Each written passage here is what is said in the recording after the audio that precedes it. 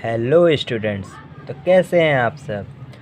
आपका board exam आने वाला है, इसलिए हम कुछ नए सवाल लेकर आए हैं। तो ज़्यादा आपका समय ना वेस्ट करते हुए आइए वीडियो को शुरू करते हैं, क्योंकि हमें ये बात पता है कि आपके लिए ये समय कितना महत्वपूर्ण है। तो आइए चलते हैं क्वेश्चन की ओर। तो आपका पहला क्वेश्चन है कि समांतर श्रेणी 4,7,10,13 का 12वां पद बताइए। तो इसके लिए समांतर श्रेणी में पदों की संख्या Tn बराबर का एक फार्मूला पढ़ा होगा आपने। Tn बराबर a+n-1 इंटू डी। ठीक है, तो श्रेणी लिखी हुई है 4 7, इसमें a है, जो पहला पद होता है उसको कहते हैं ई ए। तो a बराबर है आपका 4 और जो d होता है वो होता है सार्वंतर। सार्वंतर निकालने के लिए फार्मूला होता है d बराबर T2 माइनस T1।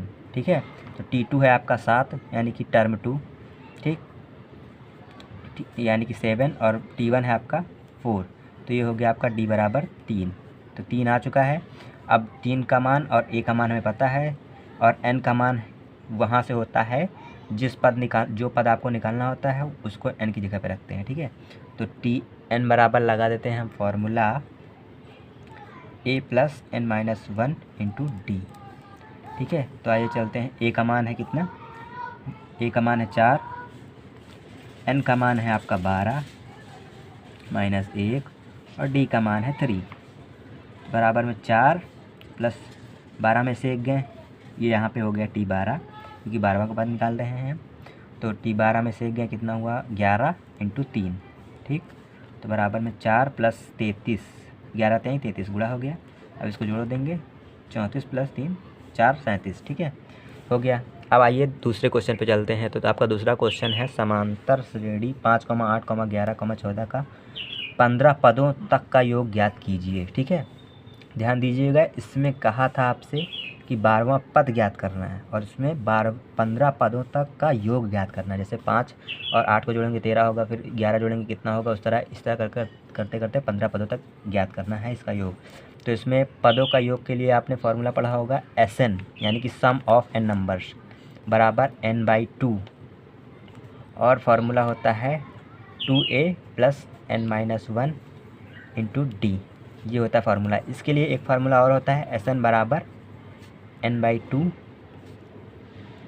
और होता है a+l, जहाँ पे l होता है आपका अंतिम पद। लेकिन अंतिम पद तो इसमें दिया ही नहीं है, श्रेणी पता नहीं कहाँ तक गई है, तो इसमें हम लोग ये वाला फार्मूला लगाएंगे। तो सबसे पहले क्या करेंगे, वही a का मान तो हमें पता ही है 5 है, और d का मान निकालेंगे यहाँ से। तो a बराबर यहाँ पे है 5, d के मान के लिए क्योंकि समांतर श्रेणी है तो इसके लिए फार्मूला आता है T2 माइनस T1। तो T2 माइनस T1 बराबर में हो गया T2 का मान 8 माइनस 5 बराबर हो गया 3।